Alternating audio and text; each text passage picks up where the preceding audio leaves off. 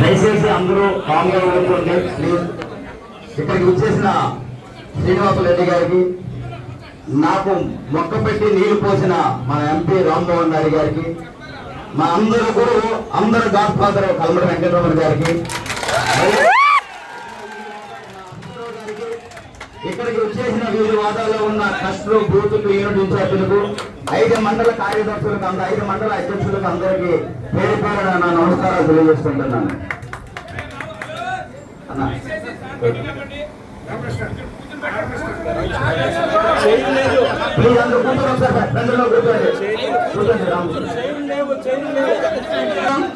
అందరూ ఆలోచించండి.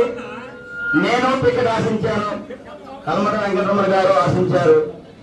ఈ శూన్యత మీ అందరికీ ఒక విషయం తెలియాలి. ఆయన 2013లో వైసీపీలో వెళ్ళిపోయినప్పుడు నాకు ఎంపీ రామ్మోహన్ గారు పిలిచి ఎంపీగా ఇస్తాను, నీకు ఎంపీగా ఏమని చెప్పడం వల్ల నేను భయపడుతూ టీడీపీలో ఉన్నాను, టీడీపీకే వచ్చాను.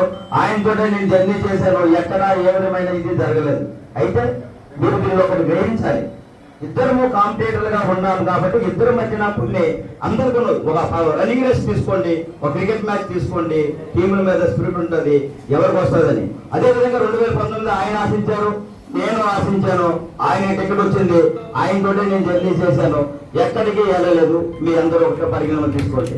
ఎందుకంటే దయచేసి ఇక్కడ బూత్ ఇన్ఛార్జీలు, కస్టమర్ యూనిట్ మీ అందరూ కూడా, నాయకులు కూడా ఒక్కసారి నా విన్నపాన్ని వినండి. ఆయన నా ఆస్తులు తెలియలేదు, ఆయన ఆస్తులు నేను తెలియలేదు. ఆయనకి నాకు ఏ విధంగా చెప్పడం కూడా లేదు. దయచేసి ఒకసారి పరిగణన తీసుకోండి. మిమ్మల్ని కూడా అంటున్నా, నాకు ఆ రోజు చంద్రబాబు నాయుడు గారు పొత్తు వస్తున్నప్పుడు నా మీద అటాక్ చేసినప్పుడు, నిర్మాణం చేసినప్పుడు కూడా ఎవరిని కూడా ఇక్కడ ఉన్నప్పుడు ఎవరిని కూడా ఒక్క మాట కూడా పల్లెత్తుకొని అనలేదు.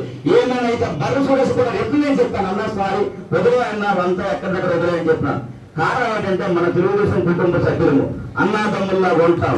ఎవరైనా మన కలుపున్నప్పుడు పక్కవాడు దాడి చేస్తే మనం అటాక్ చేయాలి కానీ మనలో మనం కుట్టుకొని మనలో వచ్చినది ఇదేమీ లేదు. ఒక్క విషయం, మీ అందరి ఎదురుగా నా వల్ల ఏమైనా తప్పు జరిగితే మీ అందరి ఎదురుగా కల్మడి వెంకటరమణ గారికి క్షమాపణ చెప్తున్నాను. ఎందుకంటారంటే ఇది ఇప్పుడు కూడా సోదరుడు మాట్లాడేటప్పుడు ఏమన్నానంటే, ప్రసంగం అనేది మనమందరము కలిసి కుటుంబంగా కలిసి 2009, 2014, 2019 3 సార్లు ఓటమి పాల్గొన్న తెలుగుదేశం పార్టీ ఎమ్మెల్యే క్యాండిడేట్ ఇక్కడ.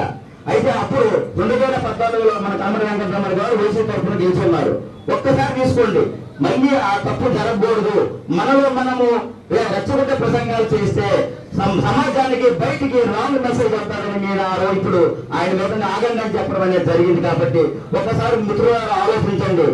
ఇక్కడ ఎవరో అతీతులం కాము, పార్టీ నిర్ణయమే శిరోధార్యము. నేను కూడా ఇప్పటికీ చెప్తున్నాను, మనకి అందరికి ఇప్పుడు కింగ్ ఆల్వేస్ కింగ్. కల్మడి వెంకటరమణ ఎప్పుడు కింగ్. ఇప్పుడు మన బాధ్యత అక్కడ వచ్చారు. మనలో మనకు విభేదాలు ఉండకూడదు. మళ్ళీ నేను మీ అందరికీ చెప్పేది ఒకటే విషయము, విభేదాలు ఉండకూడదు. కలిసి పనిచేద్దామా, చరిత్ర తిరగరాద్దామా, 3 సార్లు వాటాంతాలను చరిత్ర తిరగరాద్దామా. నెక్స్ట్ 2029లో సాగర్ గారికి అవకాశం రావచ్చు. ఈ రోజు నేను ప్రమాణం చేస్తున్నాను, నాకు రాకపోతే సాగర్ గారి అవకాశం తప్పనిసరిగా నేను చేస్తానని మీ అందరూ చెప్తున్నాను. ఎవరికైనా రాని పార్టీ నిర్ణయము శిరోధార్యము. ఎంపీ రామ్మోహన్ రెడ్డి గారు కూడా ఈ రోజు ఎన్నో కార్యక్రమాలు ఇచ్చపడుతున్నారు. ఆయన కూడా సార్ ఈ రోజు వచ్చి ఎట్టి పరిస్థితుల్లోనే పార్టీ కేంద్రంతో ఒక దగ్గర పనిచేయాలి. మనలో విభేదాలు ఉండకూడదు. శ్రీనివాస్ గారు కూడా ఆయన మన నియోజకవర్గం కోసం చాలా ఇబ్బంది పడుతున్నారు. ఈ సమస్యలన్నీ సొల్యూషన్ అవ్వాలంటే మనలో యూనిటీ కావాలి, ఐక్యమత్యం కావాలి.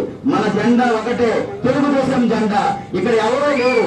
ఇక్కడ మామూలు పక్కన పెట్టండి, ఇంకెవరినైనా పక్కన పెట్టండి, మన జెండా మాత్రం జై తెలుగుదేశం, జై తెలుగుదేశం, జై తెలుగుదేశం.